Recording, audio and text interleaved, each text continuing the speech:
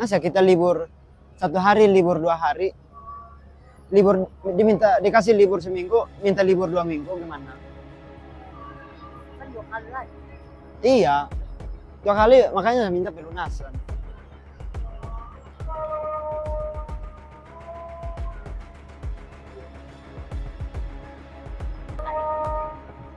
Sain mulu, saya datang aja udah rugi loh. Tagih receh ini saya juga capek.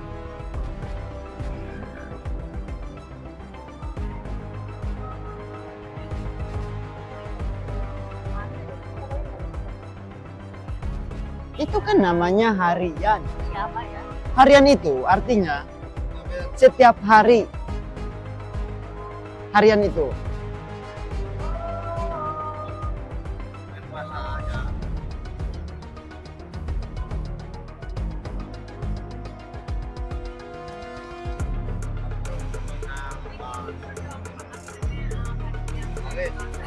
Jangan diliburin. Orang di sini kita liburin sehari, liburnya 3 hari, 4 hari. Gitu ya? Kan kita nanya. Iya. Orang-orang di sini tuh udah dibantu.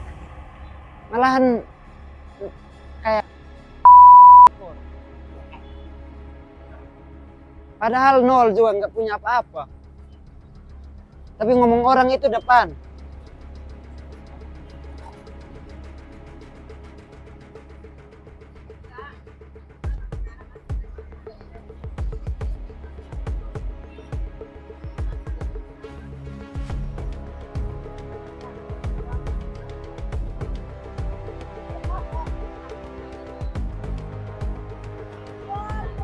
Besok ya. Lagi siap kita proses. Belum lah takut kantor ntar. Jadi selama saya penagihan selama sama saya artinya nggak ada kendala. Nggak ada kalau kendala. Cuman ya bisa dikatakan kami lah yang mengeluh.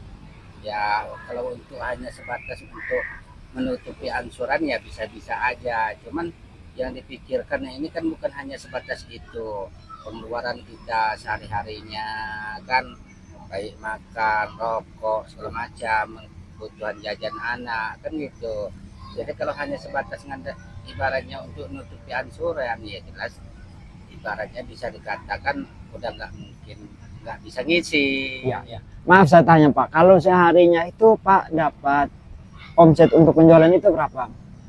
So, ya itu tadi itu tidak mesti, ya kadang-kadang gede, ya kadang-kadang juga nggak ada sama sekali, ibaratnya hanya sekedar bisa makan lah, ya kadang-kadang nombok juga dari modal ibaratnya gitu. Kadang nombok, Itu ya. nggak bisa ditentukan juga, tergantung ya kadang-kadang sekarang maamnya ngomong sebegitu kita buka datang hujan mau ke mana? Iya. Nah itu kan itu ciri khas ibaratnya satu-satunya yang jadi kendala.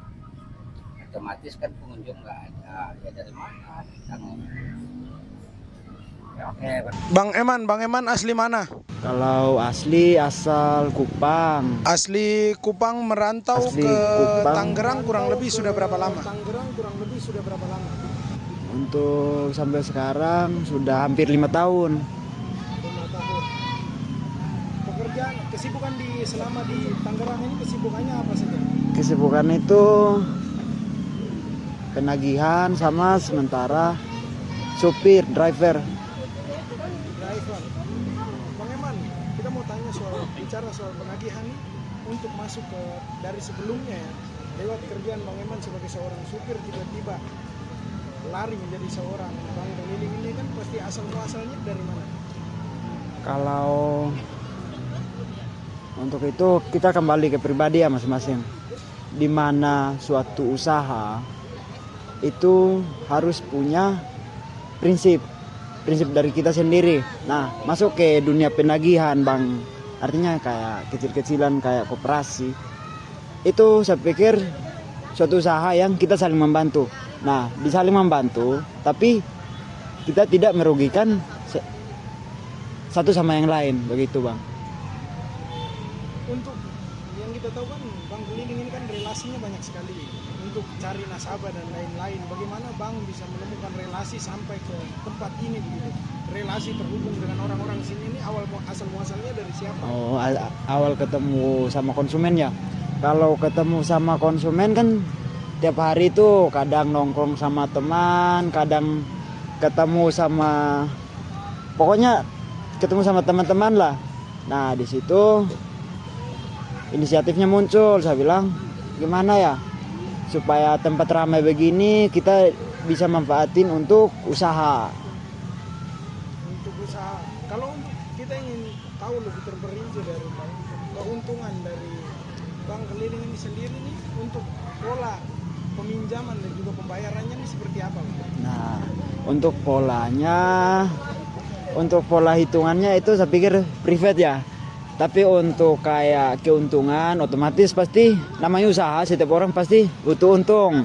Nah untuk keuntungannya itu ya puji Tuhan dapatlah dikit. Berarti menurut abang selama jadi jasa bank keliling ini keuntungannya lebih dari cukup atau cukup? Kalau dari saya cukup sih, nggak lebih, cukup aja. Dapat nasabah yang benar-benar tidak bayar atau melarikan diri begitu? Oh itu saya pernah alamin itu waktu bulan kemarin bang. Itu konsumennya di Karawaci, dekatnya di Lipo Karawaci. Tapi untuk nama sama ininya saya nggak sebutin ya.